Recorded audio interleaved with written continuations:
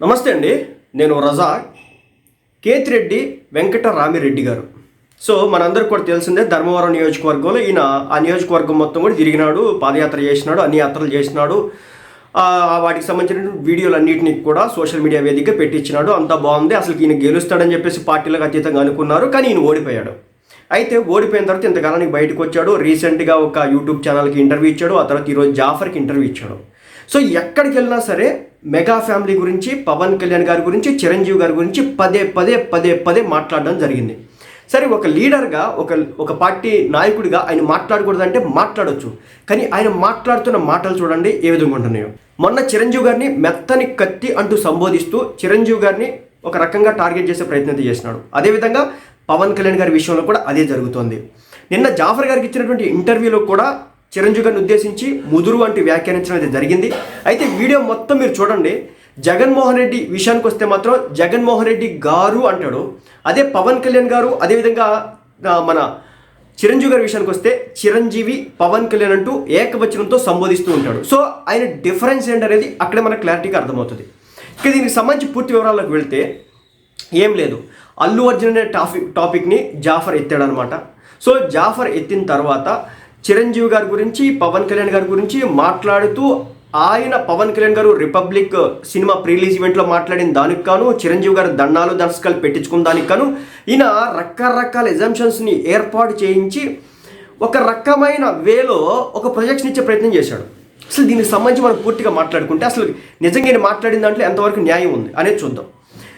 చిరంజీవి గారు ముదురు వెళ్ళి అక్కడికి దండాలు పెట్టేసి ఆయన ఒక క్లిప్ని రిలీజ్ చేసిన తర్వాత ఆయన తమ్ముడు ఇష్టం వచ్చినట్టు మాట్లాడాడు, ఎప్పుడు కూడా ఖండించలేదు అనే ఒక ప్రొజెక్షన్ని తీసుకొచ్చాడు. అయితే చూసేవాళ్ళకి కొంతమందికి ఇది నిజమేనేమో అనిపించింది. వాస్తవం మాట్లాడుకుందాం. ముందుగా మనం జగన్మోహన్ రెడ్డి గారి దగ్గరికి వచ్చే ముందు రేవంత్ రెడ్డి గారి దగ్గరికి వెళ్దాం. అల్లు అర్జున్ మీద అటాక్ చేస్తే ఎవరు కూడా బయటికి రాలేదు. చిరంజీవి కావచ్చు, పవన్ కళ్యాణ్ కావచ్చు, మెగా ఫ్యామిలీ కావచ్చు, సినిమా యాక్టర్లు కావచ్చు, ఎవరు కూడా బయటికి రాలేదు. కేవలం నంద్యాల వెళ్ళాడు అనే ఒకే ఒక అక్కస్తో వాళ్ళు ఎవరు కూడా బయటకు రాకుండా ప్రొటెక్షన్ ఇవ్వలేదు, ఆయనకి జైలుకు పోయేటట్టు చేశారనే విధంగా ఏదో మాట్లాడాడు. సో దీనికి అదే కాంటెక్స్ట్ అయితే అది ఇంచుమించు. సో ఇది చూసుకుంటే నాకు తెలియక అడుగుతా, జగన్మోహన్ రెడ్డి గారు చేసిన పనికి, రేవంత్ రెడ్డి గారు చేసిన పనికి ఎక్కడైనా సంబంధం ఉందా? ఎక్కడైనా సంబంధం ఉందా? జగన్మోహన్ రెడ్డి గారు సినిమా ఇండస్ట్రీ దగ్గర నుంచి, సినిమా ఇండస్ట్రీలో ఉన్నటువంటి ప్రొడ్యూసర్స్ని కావచ్చు, డైరెక్టర్స్ని కావచ్చు, యాక్టర్స్ని అందరినీ పిలిపించుకొని మీటింగ్ పెట్టించుకొని దండాలు దశకాలు పెట్టించుకొని ఆ వీడియో సినిమా వాళ్ళు ఎవరు రిలీజ్ చేయలేదండి. రిలీజ్ చేసింది వైసీపీ ప్రభుత్వం, ఆనాటి ప్రభుత్వంలో ఉన్నటువంటి కొంతమంది వ్యక్తులు. ఎవరో చిరంజీవి గారు ఇలా దండం పెడతా ఉంటే మన జగన్మోహన్ రెడ్డి గారు ఇలా కూర్చుంటారు కదా, అది పెట్టింది కేవలం వైసీపీ ఆనాటి ప్రభుత్వంలో ఉన్నటువంటి పెద్దలే తప్ప చిరంజీవి గారు కాదు. ఆ విషయాన్ని మీరు గమనించాలి. అయితే చిరంజీవి గారిని, రాజమౌళి గారిని, ప్రభాస్ గారిని, మహేష్ బాబు గారిని, సినిమా యాక్టర్లు ఆల్మోస్ట్ టాప్ యాక్టర్స్ ఎవరైతే ఉన్నారో వాళ్ళందరినీ పిలిపించుకున్నారు. కేవలం పవన్ కళ్యాణ్ గారు, అదేవిధంగా మన జూనియర్ ఎన్టీఆర్ గారు, వీళ్ళు తప్ప ప్రొడ్యూసర్లుగా కూడా చాలామంది వెళ్ళారు, డైరెక్టర్లు కూడా చాలామంది వెళ్ళారనమాట. ఆ రోజు వాళ్ళని నడిపించుకుంటా వాళ్ళ ఇంట్లోకి తీసుకెళ్ళినటువంటి పరిస్థితి. దీనికను అల్లు అర్జున్ దానికి ఎక్కడైనా సంబంధం ఉందా? రేవంత్ రెడ్డి ఏమైనా సినిమా ఇండస్ట్రీలో ఉన్నటువంటి యాక్టర్లందరినీ పిలిపించుకొని ఏమైనా అవమానించినాడా? లేదు. నడిపించినాడా? లేదు. వాళ్ళ చేత దండాలు దశకాలు పెట్టించుకున్నట్టు లేదు. కానీ అతను ఏం చేస్తున్నాడు? సంధ్యా థియేటర్కి సంబంధించినటువంటి ఇన్సిడెంట్ మీద రియాక్ట్ అవ్వడం జరిగింది. నెంబర్ 1. నెంబర్ 2 ఏంటంటే, అసలు సంధ్యా థియేటర్ ఇన్సిడెంట్ ముందు మనం కొన్ని పాయింట్స్ చూద్దాం, బుల్లెట్ పాయింట్స్ లాగా. ఫస్ట్ ఏంటంటే, సంధ్యా థియేటర్ ముందు పుష్ప సినిమా రిలీజ్ అవుతుంది కదా, ఆ పుష్ప సినిమా రిలీజ్కి ఎవరు పూర్తి స్థాయిలో సపోర్ట్ చేశారు? బెనిఫిట్ షోలు కావచ్చు, ప్రీమియర్ షోలు కావచ్చు, టికెట్ రేట్ హైక్స్ కావచ్చు, అన్నిటికీ సపోర్ట్ చేసింది ఎవరు? ప్రీ రిలీజ్ చేసుకుంటామంటే దానికి సంబంధించి పూర్తి స్థాయిలో మద్దతుగా నిలబడి ఆ ప్రీ రిలీజ్ ఏర్పాట్లు చేసింది, అదేవిధంగా పోలీస్ డిపార్ట్మెంట్ మొత్తాన్ని కూడా ఆడ కూర్చోబెట్టింది, నిలబెట్టింది ఎవరు? రేవంత్ రెడ్డి ప్రభుత్వం కాదా? తెలంగాణ ప్రభుత్వం కాదా? ఎవరు చేశారు? రేవంత్ రెడ్డి ఏమన్నా టికెట్ రేట్లు అన్నింటినీ కూడా 100 రూపాయలు, 200 రూపాయల టికెట్ని రూపాయి, 2 రూపాయలు, 5, 10కి ఏమైనా తీసుకొచ్చాడా? లేదు కదా. 700 రూపాయలు, 800 రూపాయలు, ఆ 400, 600 టికెట్ని 1400 చేసుకునే విధంగా జీవో ఇచ్చాడు. అంటే సినిమా ఇండస్ట్రీ బాగు కోసమే చేశాడు. అలాగే సినిమా ఇండస్ట్రీలో అందరిని ఇబ్బంది పెట్టాలనో, లేదంటే వాళ్ళందరినీ కూడా నాశనం చేయాలనో, లేదంటే వాళ్ళ టికెట్ రేట్లు తగ్గించాలనో, లేదంటే వాళ్ళని అవమానించాలని ఎక్కడైనా చేశాడా? ప్రభాస్ గారిని, మహేష్ గారిని, జూనియర్ ఎన్టీఆర్ గారిని, పవన్ కళ్యాణ్ గారిని, లేదంటే సినిమా ఇండస్ట్రీలో ఉన్నటువంటి బాలకృష్ణ గారిని, వెంకటేష్ గారిని అందరినీ పిలుచుకొని సమావేశాలు పెట్టి వాళ్ళ చేత దండాలు దశకాలను పెట్టించుకున్నాడా? ఎక్కడా కూడా జరగల.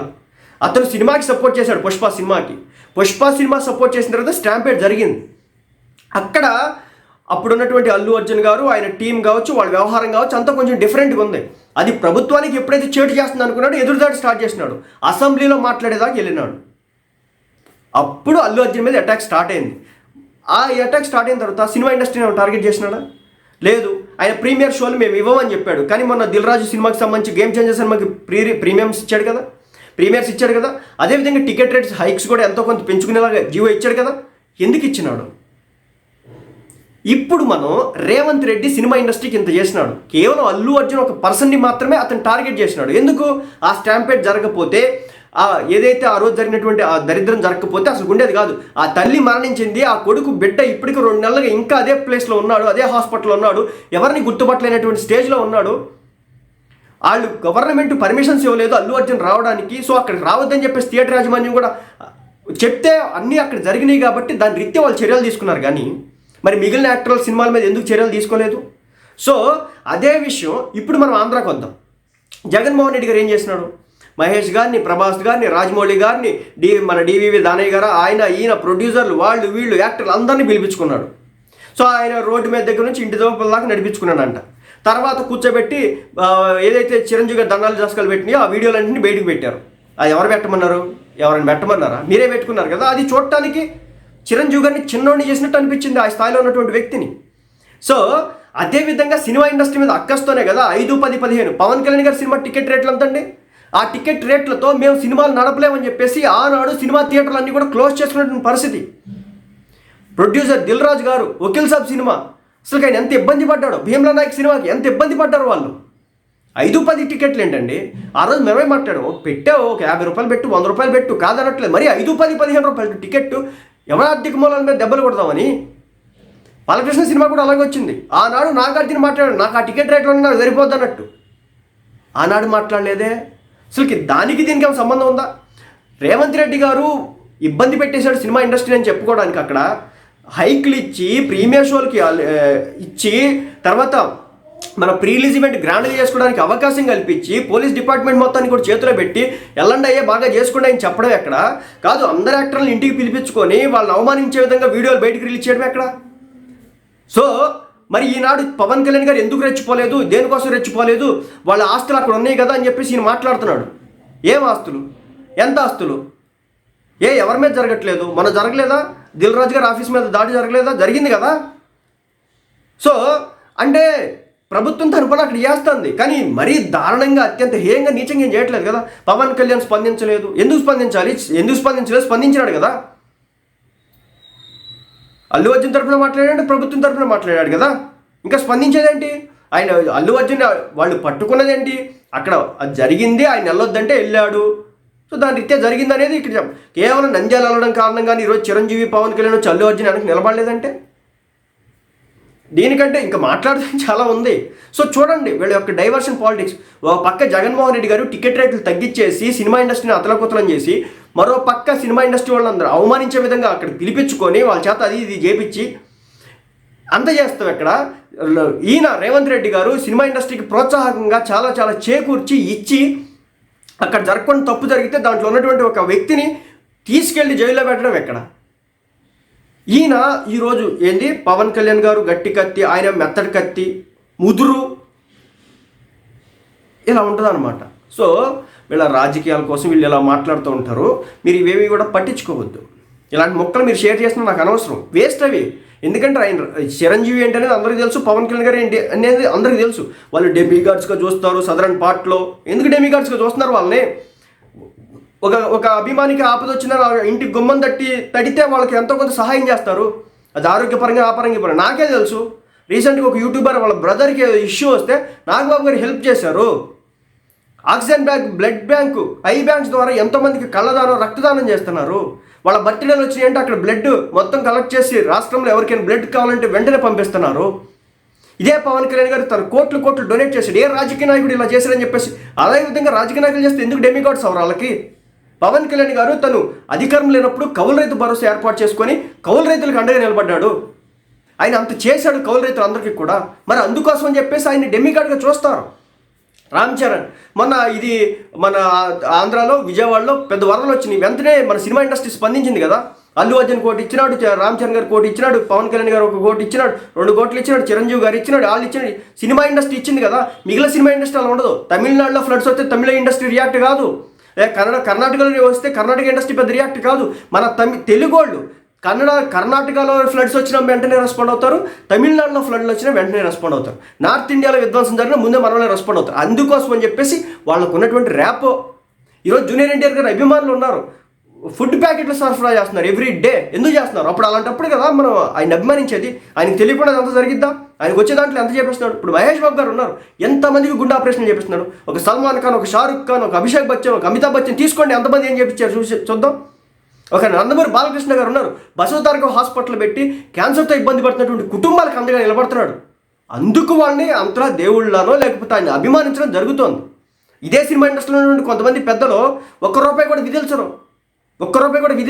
అసలు కాదు మనం పట్టించుకుంటాం. ఏనాడైనా ఉన్నారు కదా ఒక 2 ఫ్యామిలీకి సంబంధించినటువంటి వ్యక్తులు, వాళ్ళు ఏనాడు కూడా ₹1 విధించరు. వాళ్ళు మనం పట్టించుకున్నావా? వాళ్ళు మనం డెమికార్డ్స్గా చూసావా?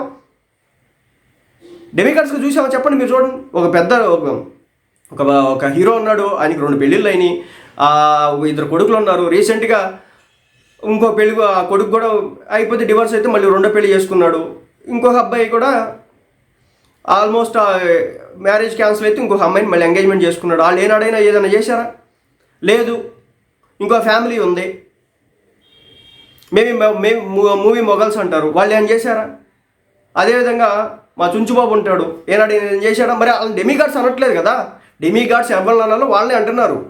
కాబట్టి మెత్తడి కత్తి ఇంకోటి ఎవడ అంటాడు ప్రజారాజ్యం పార్టీని అమ్మేశాడా? మాట్లాడి ఎవడు అమ్మాడు, ఎక్కడ అమ్మాడు తీసుకురండి, లెక్కలు తీసుకురండి. ఎంతకాలం మీకు ఉంది కదా, మీడియా సంస్థలు ఉన్నాయి, వార్తా సంస్థలు ఉన్నాయి, సోషల్ మీడియా ఉంది, ఎక్కడ అమ్మాడు, ఎలా అమ్మాడు తీసుకురండి చూద్దాం. ఆయన అమ్మేశాడంటే ఈయన అమ్ముతాడంట. రకరకాల వాదనలు వాగుళ్ళు. సో కాబట్టి ఎవరిని పట్టించుకోవాల్సిన పని లేదండి. చిరంజీవి ఏంటనేది అభిమానులకు తెలుసు, కార్యకర్తలకు తెలుసు. పవన్ కళ్యాణ్ గారు ఏంటనేది అభిమానులకు తెలుసు, కార్యకర్తలకు తెలుసు. ముదురన్నా లేదంటే ఇదన్నా మీరు పట్టించుకోవాల్సిన పని అయితే లేదు. నంద్యాల వెళ్ళిన విషయంలో అఫైండ్ అయిన మాట వాస్తవమే, మాకు ఇష్టం లేదు. ఇది ఆ నంద్యాల ఇష్యూ అనే కాదు, చెప్పన్ బ్రదర్ దగ్గర నుంచి ఏదైతే సరైనోడు సినిమా ఉందో ఆ టైం దగ్గర నుంచి అల్లు అర్జున్ కను మెగా అభిమానులకి ఎక్కడ కూడా సత్సంబంధాలు లేవు. అల్లు అర్జున్ ఈ ఇన్సిడెంట్ జరగకముందు, సంధ్యా థియేటర్ ఇన్సిడెంట్ జరగకముందే పవన్ కళ్యాణ్ గారు వెళ్ళి కర్ణాటకలో ఏదో ఏనుగులకు సంబంధించి ఏదో సినిమా ఇండస్ట్రీకి సంబంధించి మాట్లాడితే దాన్ని ఆపాదించుకుని వాళ్ళు మాట్లాడినటువంటి పరిస్థితి. అల్లు అర్జున్ అభిమానులు కావచ్చు, అల్లు అర్జున్ ఏకంగా ఒక సినిమా ప్రీలీజ్ ఈవెంట్లో కూడా మాట్లాడినటువంటి పరిస్థితి మర్చిపోతారా? అల్లు అర్జున్ మామగారు వచ్చి పవన్ కళ్యాణ్ గారిని క్షమాపణ చెప్పమని అడిగినటువంటి పరిస్థితి. వాళ్ళు చేసింది మనకు కనిపించవు. మనం మాత్రం అల్లు అర్జున్ అంటే అక్కడికి వెళ్ళడం కారణంగా అంటే మెగా ఫ్యామిలీ అంటే రేవంత్ రెడ్డి మీద యుద్ధం చేయలేదంటే, ఎందుకంటే ఆస్తులు కాపాడుకోవడం కోసం రేవంత్ రెడ్డి మీద చేయలేదంటే, ఇక్కడ జగన్మోహన్ రెడ్డి మాత్రం ఆయన మీద అయితే రెచ్చిపోతారంటే ఎందుకంటే వీళ్ళకి అక్కడ ఆస్తులు లేవు కాబట్టి అంట. ఇది పరిస్థితి. ఆస్తులు లేకపోతే సినిమా మీద దెబ్బ కొట్టారు కదా. సో ఎందుకు మర్చిపోతారు? రేవంత్ రెడ్డి అలా సినిమా మీద దెబ్బ ఏం కొట్టలేదు కదా. రాజకీయాల కోసం నాలుగులు టర్న్ అవుతూ ఉంటే ఏం లేదు, నిన్న మొన్నటి వరకు పొగిడినోడే మళ్ళీ జనసేన పార్టీలకు వచ్చినా ఆశ్చర్యపోవాల్సిన పని లేదు. సో అలాంటి పరిస్థితులు అయితే ఈ రోజున రాజకీయాల్లో ఉన్నాయి.